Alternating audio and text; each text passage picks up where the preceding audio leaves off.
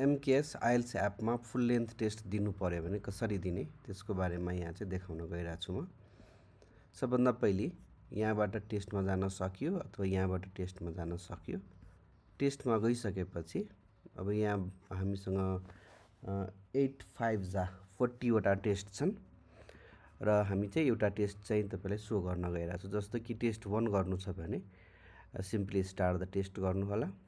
त्यसपछि चाहिँ पहिलो काम तपाईले यसलाई फुल स्क्रिन चाहिँ गर्नु होला ताकि हामीलाई कन्टेन्ट फुल स्क्रिनमा देखियोस्।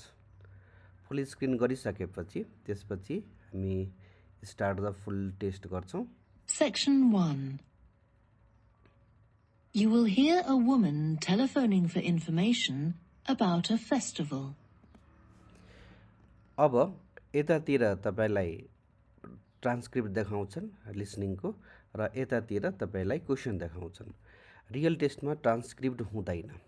त्यसकारणले यदि रियल टेस्ट जस्तो प्र्याक्टिस गर्न चाहनुहुन्छ भने ट्रान्सक्रिप्ट हाइड गर्न सक्नुहुन्छ अथवा यसलाई तानेर तपाईले यतातिर गरिदिनुस् ताकि क्वेशन चाहिँ फुलमा देखियोस्। यसलाई इग्नोर गर्दा पनि भयो। र यहाँ चाहिँ रियल टेस्टमा यो टाइमर पनि टाइमर मात्रै हुन्छन्। यो चाहिँ अडियो कन्ट्रोल चाहिँ हुन्न। त्यसकारणले गर्दाखेरि यदि तपाईलाई लाग्छन् कि म रियल टेस्ट जस्तै गरौँ भनेपछि यो हाइड द अडियो भनेर गर्न सक्नुहुन्छ। अदरवाइज यसलाई इग्नोर गरेर गर्दा पनि भयो। र यहाँको क्वेशन्सहरुको एन्सर दिनु होला। यो फर्स्ट पार्ट हो, नेक्स्ट गर्दै जानु होला।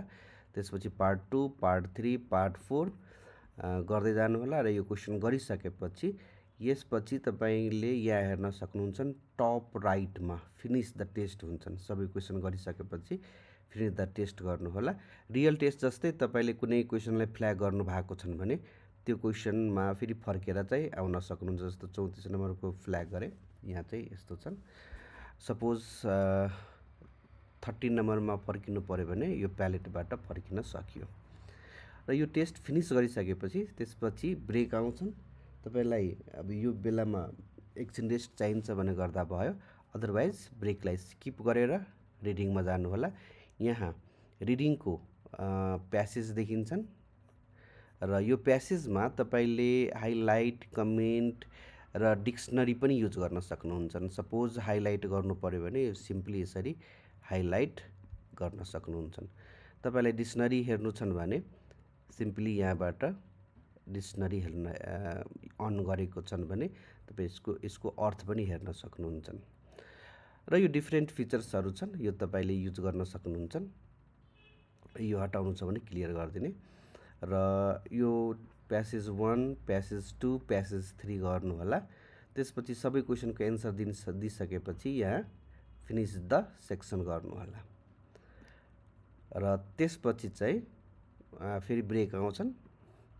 त्यसपछि राइटिङ सेक्सन आयो। अब यो राइटिङ सेक्सनमा तपाईले यहाँ क्वेशन पढेर यो ग्राफलाई एनालाइज गरेर यहाँ चाहिँ राइटिङ लेख्नु होला। र त्यसपछि टास्क 2 मा पनि आउँछन्, यहाँ पनि राइटिङ लेख्नु होला। त्यसपछि अब यहाँबाट स्किप र फिनिश दुईटा बटन छन्, यसलाई फिनिश गर्नु होला। जुन चाहिँ हाम्रो इन्स्ट्रक्टरले चेक गरेर तपाईलाई एन्सर चाहिँ दिनुहुन्छ। र फिनिश द टेस्ट गर्ने। र यसमा चाहिँ अप्सन आउँछन् एआई रिपोर्ट। एआई रिपोर्ट चाहिन्छ भने यसलाई क्लिक गर्ने, म्यानुअल चाहियो भने यसलाई क्लिक गर्ने। हाम्रो इन्स्ट्रक्टरले 30 मिनेटमा तपाईको एन्सर तपाईको प्रोफाइलमा राखिदिनुहुन्छ। त्यसपछि चाहिँ स्पिकिङ आउँछन्। अब स्पिकिङ तपाईले गर्न चाहनुहुन्छ भने अब यहाँ उले चाहिँ क्वेशन पढ्दिने हो र तपाईले एन्सर दिने हो। तर अब घरमा प्र्याक्टिस गरिराख्नु भएको छ भने यहाँ गर्दा भयो। तर अब यो हाम्रोमा आएर मक टेस्ट नै दिन चाहनुहुन्छ भने मक यो स्पिकिङ सेक्सन नर्मली वुमेन नै लिने हो। प्र्याक्टिसको लागि हो भने तपाईले यहाँ गर्न सकियो। यदि होइन भने तपाईले यसलाई स्किप सेक्सन गर्नु होला। स्पिकिङलाई स्किप गर्नु होला। र स्पिकिङको सेक्सन टिचर टु टिचर गर्दा बेटर। स्किप गरिसकेपछि यहाँ चाहिँ तपाईले जुन जुन सेक्सन गर्नुहुन्छ त्यसको स्कोर आउँछन्। अब लिसनिङ गर्नु भएको छ, मैले कुनै एन्सर दिइनँ त्यसकारणले 0 0 आयो। यसको स्कोर यहाँ देखिन्छन्। यहाँ कतिवटा राइट कतिवटा रङ त्यो पनि देखिन्छन्। र यो यसमा मैले के लेखेको थिएन, यहाँ जे लेख्नु भएको छ यहाँ आउँछन् र यो स्किप्ड गरिएको छन् र यहाँ ओभरअल ब्यान्ड आउँछन् स्पिकिङको ब्यान्ड भएपछि। र त्यसपछि चाहिँ तपाईले माई प्रोफाइलमा जानुभयो भने माई प्रोफाइलमा तपाईले यो फुल लेन्थ टेस्टमा के गर्नुभयो, जस्तो कि यहाँ छ नि फुल लेन्थ टेस्ट, यो फुल लेन्थ टेस्ट ओपन गर्नुभयो भने तपाईले के लेख्नु भएको छन्, राइटिङमा के लेख्नु भएको छन्, तपाईको स्कोरहरू के छन् त्यो चाहिँ यहाँबाट हेर्न सकियो।